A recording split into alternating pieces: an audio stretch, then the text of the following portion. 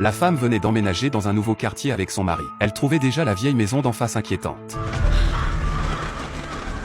Et elle avait toujours l'impression que quelqu'un l'observait derrière la fenêtre. Son mari lui disait pourtant que cette maison était abandonnée depuis 20 ans, et qu'elle n'avait jamais été mise en vente. Mais Anna avait bel et bien vu une silhouette à l'étage d'en face. Ce jour-là, elle rendit visite à Karen avec quelques voisines. Anna orienta la conversation vers cette vieille maison. À sa grande surprise, leurs visages se fermèrent aussitôt. Karen raconta ce qui s'était passé autrefois. Il y a 20 ans, la fille des propriétaires de cette maison était morte mystérieusement chez elle. Après cela, la famille avait quitté les lieux à la hâte. Ainsi, la maison était restée abandonnée pendant 20 ans. Mais au moment où elle parlait de cette maison, un agent immobilier planta soudain un panneau « À vendre » devant la vieille maison. Anna et les autres n'en revenaient pas. Cette maison n'avait jamais été mise en vente en 20 ans. Et voilà qu'elle venait à peine d'en parler, que le propriétaire décidait soudain de la vendre. De retour chez elle, Anna voulut rechercher des articles sur cette affaire vieille de 20 ans. Mais elle ne trouva absolument rien. Le lendemain, Lisa découvrit que la vieille maison était désormais ouverte aux visites. Alors elle, Anna et une troisième voisine décidèrent d'y entrer pour jeter un coup d'œil. Mais elles constatèrent que la porte ne s'ouvrait pas. Lisa décida tout simplement de forcer la porte. Et à l'intérieur, tout le mobilier était intact.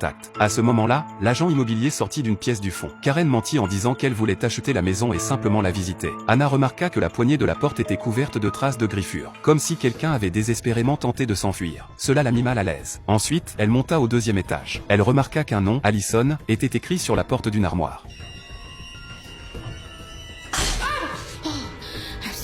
En rentrant chez elle, Anna jeta machinalement un regard vers la maison d'en face. Et elle découvrit que la maison avait déjà été vendue. Elle alla immédiatement chez Karen pour se renseigner. Elle apprit que l'acheteur était un médecin. Cet homme avait même installé un système de sécurité complet. Un tel niveau de sécurité semblait exagéré pour une résidence privée. Comme s'il cherchait à dissimuler quelque chose. Afin d'en savoir plus sur ce mystérieux nouveau voisin, Anna prépara spécialement un gâteau et l'apporta chez lui, avant même qu'elle n'ait le temps d'appuyer sur la sonnette. La caméra se braqua sur elle. Elle n'eut d'autre choix que de poser doucement le gâteau près de la porte et de repartir. Mais le soir venu, son mari lui dit que personne n'était sorti de la maison d'en face de toute la journée, et que le gâteau était toujours à sa place. Anna eut l'impression que sa gentillesse avait été ignorée. Elle sortit alors en trombe pour récupérer l'assiette et le gâteau. Cependant, dès qu'elle posa le pied sur la pelouse devant la maison d'en face, elle ressentit un frisson effrayant parcourir tout son corps. Elle décida donc de rentrer chez elle. Peu de temps après, deux policiers l'encerclèrent. Le nouveau voisin d'en face avait appelé la police. Il affirma qu'Anna était entrée illégalement sur sa propriété à 2 reprises. Heureusement, la situation fut rapidement éclaircie. La nuit, Anna regarda de nouveau vers cette maison. Et elle aperçut un homme debout là, en train de la fixer.